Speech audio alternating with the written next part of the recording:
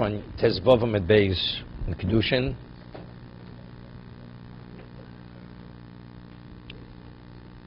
Jay, I want you to get involved right away here.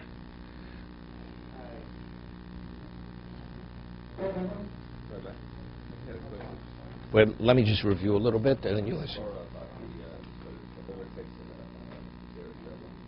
Okay, just 1 second. We had a machlokas to Rabbi Yosef and Rabbi Akiva when the Torah tells us that relatives have the right to redeem a person who sold to a non-Jew. So the Eved Ivri, now that he's no longer the slave of the Jew, does he become the slave of the one who actually redeems him? So it was machlokas Rabbi Yosef Aglili and Rabbi Akiva. Rabbi Yosef Aglili says that he becomes the slave of the relative, but if a third party redeems the Jew, the Eved Ivri, from the non-Jew, from the Goy, then he's freed. Rabbi Akiva says to the contrary, that if he's redeemed by the family, he becomes the slave of the family, just the other way. And if he come, why? Because they were arguing, the Gemara says it's a svara, based on a logical concept. Rabbi Akiva says because the family feels, he believes that his family would always redeem him. So what is he going to do? He's going to continue to sell himself into slavery to the non-Jew for financial reasons. And the family will always bail him out. So the Torah says, therefore, you know something? When your family redeems you, you become their slave. So therefore, you gain nothing. So therefore, you have to wait till you finish the years of servitude, and then you're going to be freed. The Chacham say no. Whether it's the family who redeems him, whether it's a third party redeems him, everybody agrees. The Chacham say he's freed. He's not indentured not to any redeemer, regardless who he is, whether he's family or non-family. So it says, Man Chachamim. It says, who are the Chachamim? Rebbe, it's going like Rebbe. We had Rebbe on top of the page. The Mapik Laikro, Be'elo L'Drosh Achrino. He interprets the word Be'ela different than the others. Rabbi Akiva and Rabbi Yosef says Be'ela is Mishtabid or Be'ela lo Mishtabid. To who is he indentured to? Family yes, family not. Rabbi Akiva uses the word Be'ela to tell me that only regarding this particular situation is he released, but he's not freed with 6 years, right? That was Rebbe. Rebbe says he doesn't leave after 6. He has to stay until Yovel. He has to stay until Yovel. So Gemara says, Rebbe, the mapikli l'hai be'eler, l'drosh achrino, u'mikra nitrish bein l'fona bein la'achrov. And the posuk is interpreted reading forward and going backward, meaning we had 3 cases. We had a case of redemption. The uncle or the son of the uncle redeems him. He redeems himself. That's the center case. And the third case is he's redeemed by a third party. So we say that just as when he redeems himself, he's freed. If he comes upon the means to redeem himself, he's freed. He's definitely. He's cherus. Identically, if the family redeems him, that's the opening part of the pasuk. And the closing case is where a third party redeems him. He's freed. So Mar asks a question. He's asking a phenomenal question. Because the pasuk reads further. It says, but if we're saying whoever redeems him, he's freed. What the family redeems him, he's freed upon redemption. The third party redeems him, he's freed, and if he redeems himself, he's also freed. So how does the pasuk continue reading? What does it mean? And he's no longer indentured only when Yovel comes, and it indicates that he remains a slave, either as a result, regardless of the redemption. On that, the Gemara says, "Mi boy lech l'detanyo." Okay, I want to get back to Ernie's question. Xavier Shava, go ahead.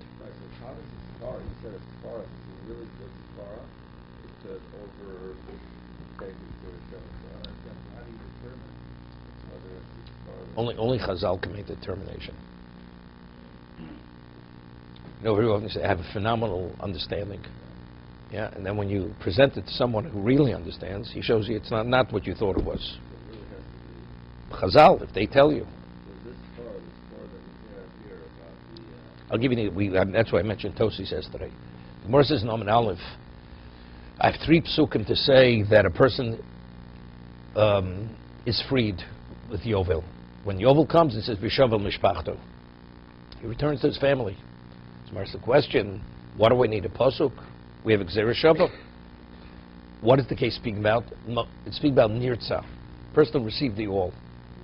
He received the all in his ear. So I would think if a person was sold himself into slavery for financial reasons, there he's indentured until Yovel. Right? Bachru Bezdin till Yovel. What about the person he fulfilled the 6 years, and after 6 years he says, "Ohafti es Adoni es ishti vezbonai." Lo eitzi chopshi. He says, "I know I could leave. I'm not interested in being freed." So it says, "V'yigishu Adonov el delsa mezuzah rotza osnom b'martzeh." They put the hole through his ear. Right? That's what Torah says. So here the Torah says you could leave. Man says, "I don't want to leave. I prefer to be a slave." He says, "You're my subjects. You prefer a mortal master over me? Here you're able to be released." He said, "No, I want to remain. I want the mortal master." So he did the wrong thing. So I would think maybe he should not be released with Yovel. He should be penalized. Therefore, the Torah has to write, "V'shavel mishpachto." Even though I have a Gzera Shava, soche sochim. So the Chazon Ish says, of course, is, but if Gzera Shava is the equivalent of, as if the Torah says explicitly, you remain till Yovel, it's irrelevant what the Svar is. So he says, but if the Svar is so overwhelming, compelling, why he should not be released, that it's as if the Torah said specifically he should not be released. That's the exception. Therefore, I need the pasuk Shavel Mishpachto. Say no, despite the wrong he had done, the Torah says when Yovel comes, he still returns to his family. That's that example. Tosa is the question. The Gemara wanted to learn that just as relatives redeem a person from the master who's the non-Jew, right? We should say the same. We want to show from Rebbe. Rebbe doesn't hold the Gzera Shava, because Rebbe says only the master, only when he's sold to a non-Jew could he be redeemed, not when he's sold to a Jew by family. Correct? That's what the Gemara wanted to say. So Tosir says, so evidently it's clear he doesn't hold the Gzera Shava. So Tosir asks, as we said before, because there's a reason to penalize him, that becomes an overriding factor. Over here, there's a reason. Why does the Torah say the family redeems him? Because shlo yitami bin akum, because he's going to assimilate, because the environment is not conducive to being a Jew. So that should be the overriding factor. Phenomenal svara. That's Tos's question. So what's the Gemara's consideration? The Rebbe doesn't hold the Gzera Shava. I'll tell you, he holds the Gzera Shava, but because there's this concept of shlo yitami bin akum, that becomes the overriding factor. So Tos's answers, because the violation of Avodahim, that's explicit in the Torah. That's clear. He violated a precept which the Torah says you should not violate. Lo yitam b'mna'akum, it's a concept. You're right. There's a concern he may assimilate. It's not conducive, it's not his best interest. But that's not the equivalent of something that's explicit in Torah. Avodahim is explicit. So because we find the prohibition explicit, there's a basis to say he should be penalized. That's why that's an overriding factor, and therefore it's the exception despite the Gzera Shava. Lo yitam b'na'akum, it's a svara. The Torah never says lo yitam b'na'akum. He shouldn't assimilate. We're concerned he'll assimilate. Therefore, that's not sufficient. As compelling as it may be, that's not sufficient to override the Gzera Shava. Okay.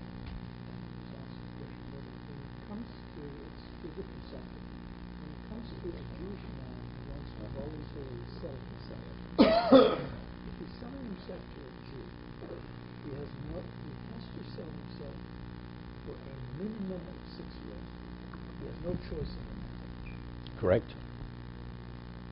What if a Jewish man wants to sell himself to a Gentile? Is there a 6-year minimum obligation? Because we're dealing with a global case. But the law of the land is, if the Gentile is living in Israel, that he has to free him of the Yovel. He has no choice in it. Correct. But what about the sale? Well, let's talk. Rebbe. According to the Chachamim, there's no difference being sold to a Gentile or a Jew. Gzera Shava says, same thing, 6 years. So this is only according to Rebbe. Only according to Rebbe. Because Rebbe has an exclusion. This is the only way he's redeemed, but not with 6 years. His freedom comes as a result of being redeemed by family, but not with 6 years as the ordinary Jewish slave.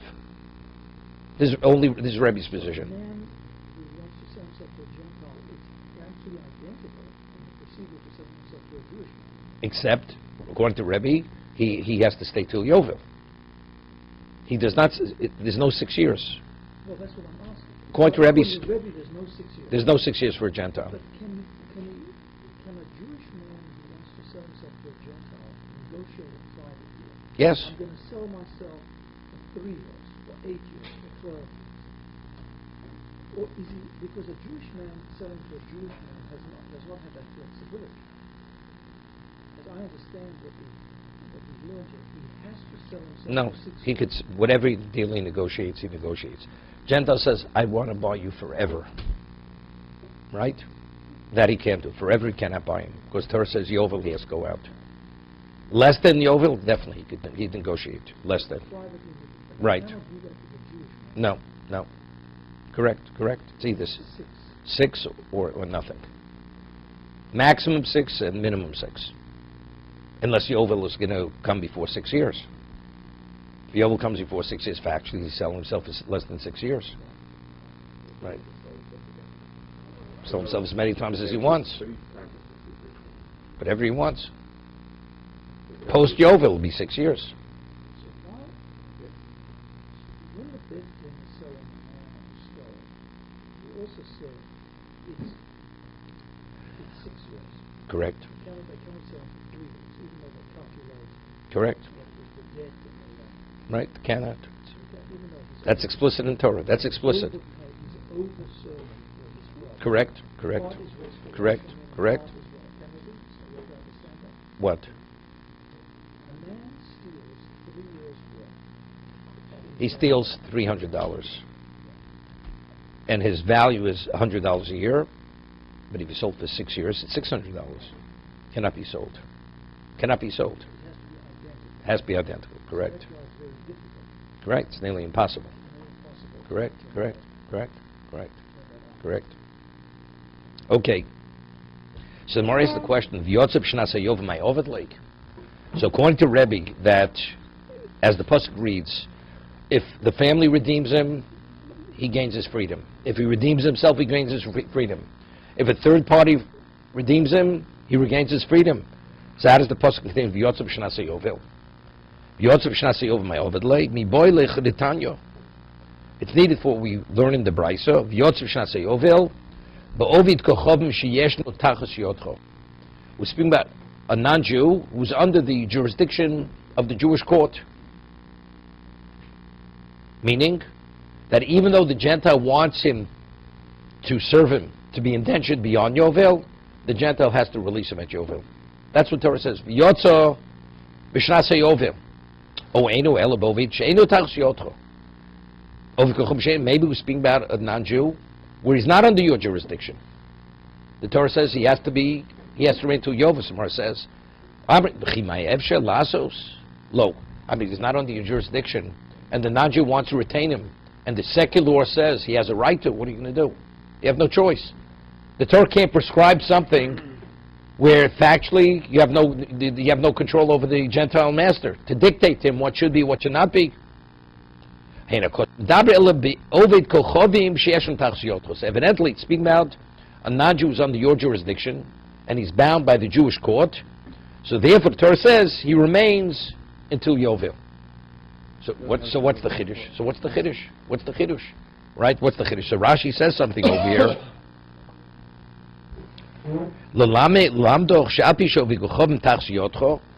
That although he's under your jurisdiction, you have control.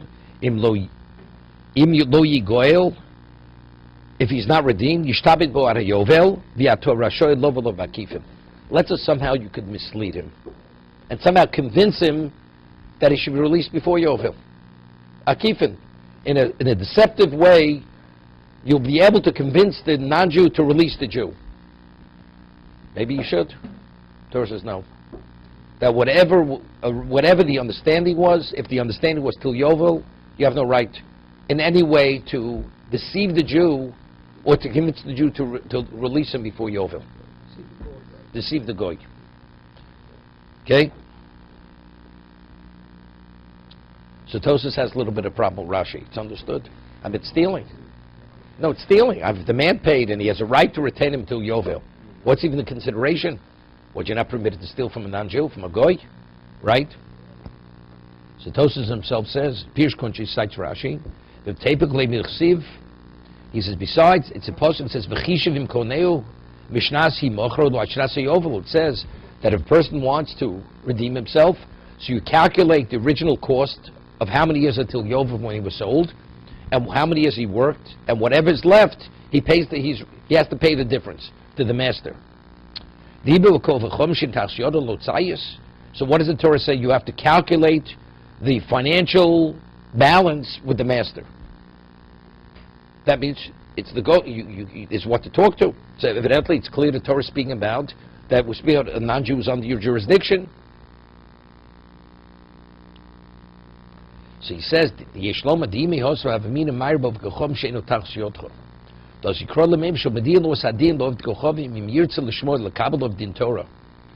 He says there, maybe I'd say the pasuk speaking where the Jew is not bound to you, but if but you could explain to him that according to the Jewish law, that's the way we deal. He may be agreeable to abide by Jewish law. Avo b'v'gachom she'esh tachsiyotim lo neisli klal kamash malon Hokrot, the Isis Rabbi Yovel, Ksivi. 1 second. Vavagav the Ksiv, Chishon Neu. Yeah.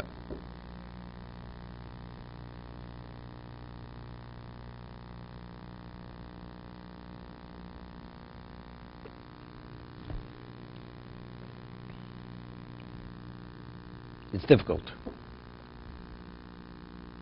Boilo Akifin. It's like convincing him. Akiva doesn't mean you're just stealing from the man.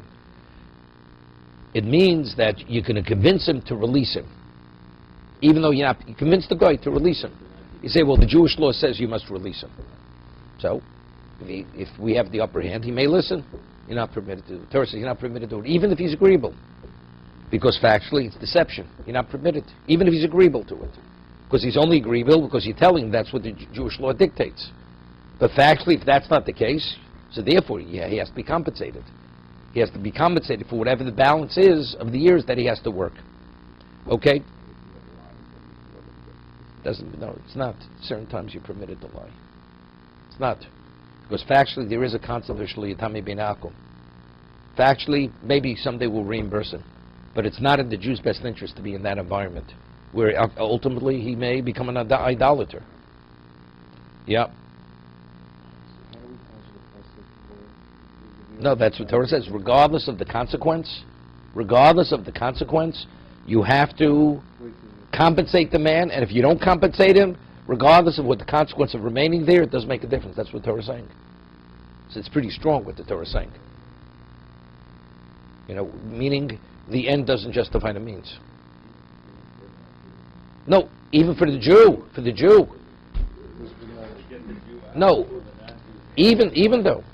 It could be disastrous. Doesn't make a difference. If you cannot, you have to give the man his due. You have to pay him what he paid. Otherwise, regardless of what the consequence, you have to leave him there. You want to raise money to redeem him, that's a separate discussion. But if not, he remains.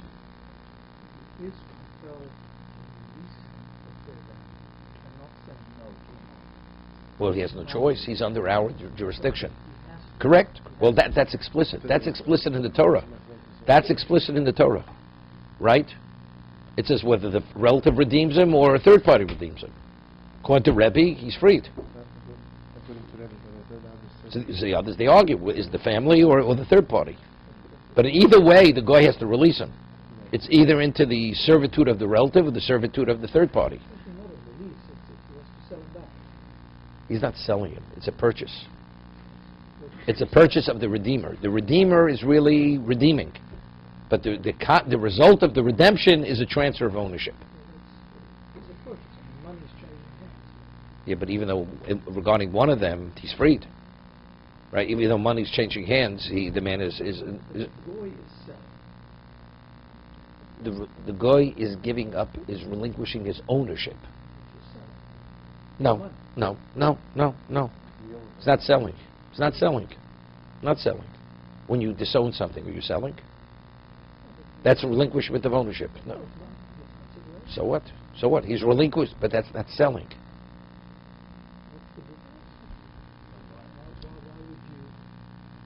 Well, I mean, is Hefker selling? If you disown something, is it selling? It's not selling. I disown it. I understand, but it doesn't have to be, of course, necessarily transferring to someone. Maybe Torah says when you receive money and you agree to relinquish your rights, the man is free. So you could say he acquires himself. He acquires himself because the Mishnah doesn't use the lashon kones atzmo. He acquires himself. What about if he redeems himself? He regains his own freedom. Meaning what initially he had given up, he regains those rights. Right? I mean, the ultimate one who's really is the purchaser, is the one who's receiving the rights is the person himself. If we say he's free regardless, so who's the person who's free? It's not the third party. The man who gave the money is not the owner, right? Those rights aren't being transferred to him. Who's he selling them to? Whoever he is selling them to. But I'm asking you.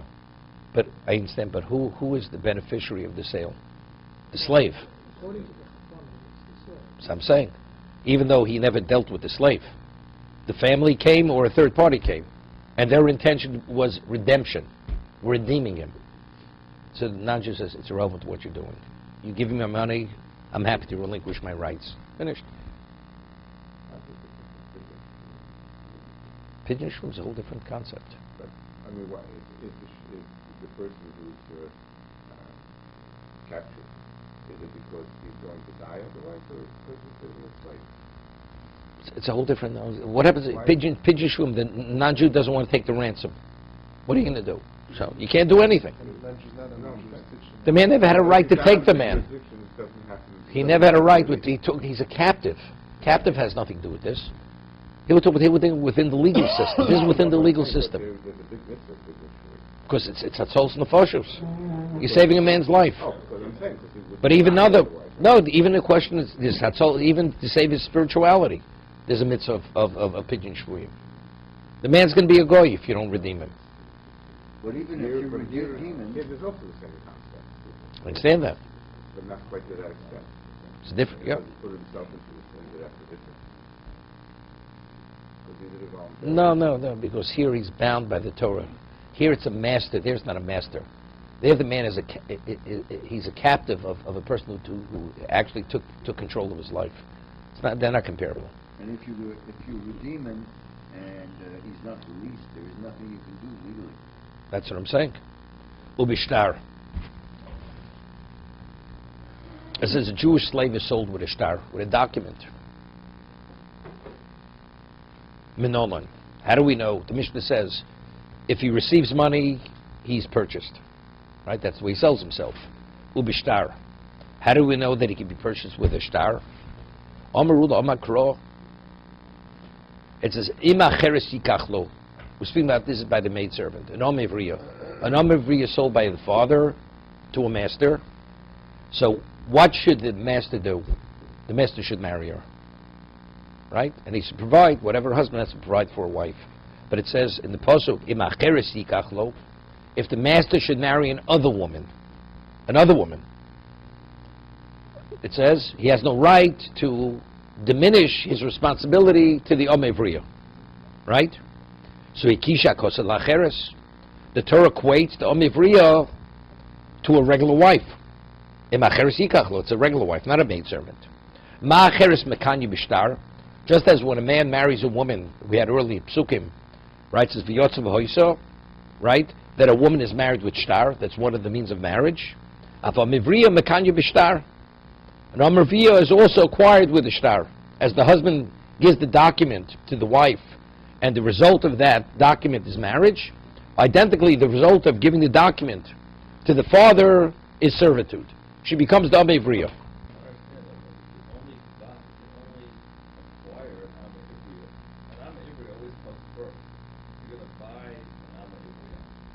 Yeah, so therefore. How do you use the star by You're buying it, you're acquiring Amavia, right? So, So you're saying that because the wife is considered... no, not at all, no. The Torah juxtaposes the Amavriya to a wife, to another woman who's a wife. Now, how do you marry a woman with a star? So the same manner in which you marry a woman, you could acquire an Amavriya with a document. There'll be something else. We had psukim before. So then Amavia, you can acquire an Amavia without any kesef whatsoever. Correct. The star means there's no kesef. You don't need kesef. I mean, the father may want to be compensated, but the transfer of ownership from the father to the master is the document, is the star. No, I said, it's like you buy a piece of property. I sell it, the deed causes the transfer of ownership, but you owe me the value of the property. That's a debt, right? Same thing. How do you become the master? Because there was a star. That was the transfer of ownership, of the rights, right? That's the star. Payment, it said, is a debt. The master has to pay the father whatever he owes him. So now the Gemara asks, now, when a husband marries a woman, who writes the star? The husband writes the star. Harei Mukdeshesli gives it a document. Now, when a master purchases an Amivriya, who writes the document? The father or the master? Logically, I would say the father. I'm selling you my daughter into servitude. Right? Well, what's second? Right? So if you say that the master writes the document, right? Right? So it's like the husband. So just as the husband writes the document, the master's writing the document. But if the father's writing the document, then it has no relevance. They're not equal. That's going to be the first question. That the Torah juxtaposes the purchase of the Amivriya to marriage. So that's very good according to the opinion that the master, how does he acquire the Amivriya, the maidservant? By writing a document to the father, I am acquiring your daughter. Similar to the husband saying, I am marrying you. But according to the opinion, the master is not writing it. Michael Meimer, so the juxtaposition has no relevance to what? To marriage. Right? The Itmar. Who argues this issue? The Itmar. As it was said, Shtar Amivriya Mikosvo. The document which an Amivriya is purchased, who writes that document? Rav Huna Omar Odun Kosvo. The master writes it. It's going to Rav Chizda Omar of Kosvo. The father writes it, writes the document. Which is similar to what? Selling a piece of property. When you sell something, the father has the ownership rights. He's transferring those rights to the master. Right? Rav Chizda says of Kosvo. Honich Rav Huna. So it's very good according to Rav Huna that the juxtaposition of marriage to the purchase of the Amivriya, that's if the master writes it. El Rav Chizda, Michael Meimar.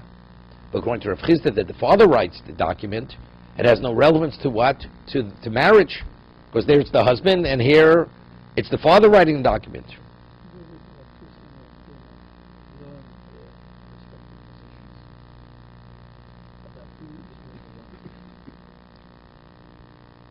We had this before. It's really, we had this before. It's, of course, logically, when you sell something, who writes it? It's also based, this is based on psukim. This is based on psukim over here. I always said that the father is in the place of the daughter. In the place of the husband. That was the discussion. That was the discussion. That was the discussion. We said the father is in the place of the daughter. You always said that. Yeah, he is the daughter. So if he is the daughter, he should be on the receiving end. But on the other hand, he is relinquishing rights. So that's similar to what you relinquish. Who writes the deed? The owner, he's the one who writes the deed to transfer his ownership rights. Right? Even though we say a daughter, she's relinquishing her rights when she marries, but yet the husband writes the document. She doesn't write the document. Right? Okay, let's leave it right at this moment. So we're asking a question, according to the opinion that the father writes the document, what is the basis for shtar? This posuk, the hekesh cannot be the basis for shtar. Omer Avachar Bar Yaakov Omar Kro. Lo seitzik tzeis avodim. Now, if you have an Eved Kanani, a Kanani slave, who's a chattel of the master, so the Torah says, and you want to emancipate him. How is he emancipated? Shtar Shechru. Write a document. It's based on Gzera Shava. You write a document, and that releases him from his state of servitude. He's no longer a chattel. What happens if the Torah says you knock out his eye, even inadvertently, or you knock out his tooth, a permanent tooth, or any one of the Chavdal Roshei Ivorim, which Gemara later discusses? He actually causes him to lose a limb, or even any part of his hand, a digit on a finger. That's Roshei Ivorim, he's freed. So what about if a person injures his Jewish slave? Is he released? Just as David Kanani is released from servitude, and he regains his freedom. When he's maimed by the master, so maybe when the Jewish master maims his Jewish slave, maybe also he should be released.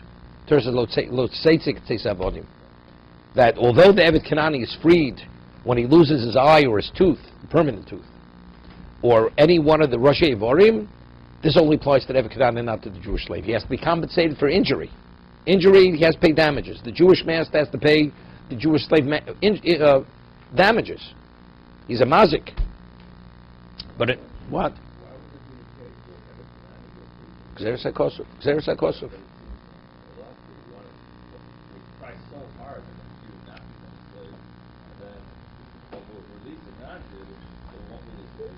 It's almost a Karvel Homer. Wisdom.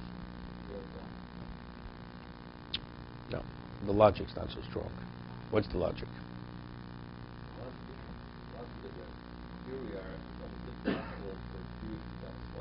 What's impossible? And yet, for when an Esnani says, he goes free, but he doesn't go free. So, on the most simple level, Gzera Sakosov. Okay? That's simple. We don't have to get it. But the Gemara later is going to ask a question. An Eved Ivri, it says he receives a shtar. So, what does he need a shtar for? It's a debt. If you borrow money from me, I say, I forgive the debt. You're no longer bound to me. So what is the Gemara's this? What does the Ivri need a shtar to release him from servitude? It's a financial debt. The master should say, you're free to go. You're free to go. What does he have to give him a document? Without the document, he's not freed. Let him verbally say, you're free to go, because it's a debt. So the Gemara answers, because Gufel Konoj. When when a person sells himself into slavery, or he's sold by the court, you actually have an intrinsic interest in his being. In his being. Therefore, if that's the case, a debt means it's like I have a lien. You owe me, I could waive that. But where there's something intrinsic in the person, that has to be released. That release only can come about by giving a shtar. Right, the Gemara. You learned the Gemara yet? The Gemara a little further down on the page. Gemara says, Gufel Konoj. So the difference is this, that where a person is a chattel, he's not really a person in his own right. When you injure him to such a degree, the Torah says the consequence of that injury is freedom. This person really, he is in his own right. You have an interest in him. For that interest, that's not sufficient to give up that interest. You understand? Eved Kanani is a human being. Except this human being is no different than an animal.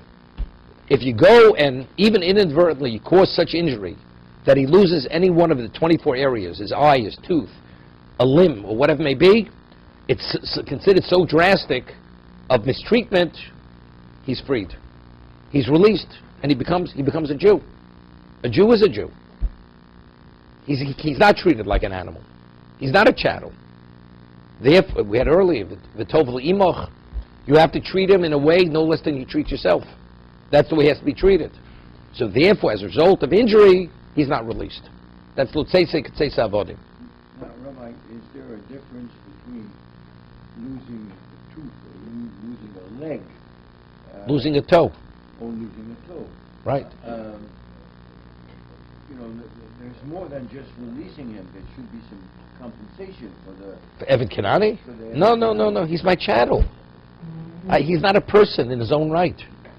Yes, He's but my you- asset. But you just release him. I mean, losing a tooth is not so terrible, but losing a leg... Doesn't make a is difference. very The Torah terrible. doesn't differentiate. It's a Shein Vayin. Either a tooth or an eye. Either one. Okay? The Gemara asks, what is if the Torah says, by losing a tooth he's released, what does that say, losing an eye? It's understood. Gemara says, no, because if it wouldn't say eye, you think, what about, the Gemara refers to it as a milk tooth, meaning the first set of teeth. Yeah. No, it has to be permanent. Just as the eye is permanent, the tooth also has to be a permanent tooth. So if it's the first set of teeth, he's not released. But the Evet Kanani who loses a leg is permanently handicapped. So therefore He what? cannot Therefore what? Therefore what? take Therefore care what? of himself. Therefore Whereas what? if he loses a tooth, I he understand can what find you... another job. Okay. Therefore what? What if he cracks nuts? That's his job. Okay. Okay. Avoniknesi kikinyan avodim. It says lo seitzik tzeis avodim. So what's the inference? She's not released as a slave is released, Evet Kanani. That's released. But the inference is avoniknesi kikinyan avodim. But she's acquired similar to an Evet Kanani. How do you acquire an Evet Kanani? The Torah goes and equates the Evet Kanani to a fixed property. How do you acquire fixed property? We have psukim, it's shtar. So just as the fixed property is acquired through shtar, the Evet Kanani is acquired through shtar. So the inference is we don't equate the Omi Abriya to the Evet Kanani regarding release, but in regard to purchase, we do equate the two. Therefore, that's the basis for shtar. But we like To be continued.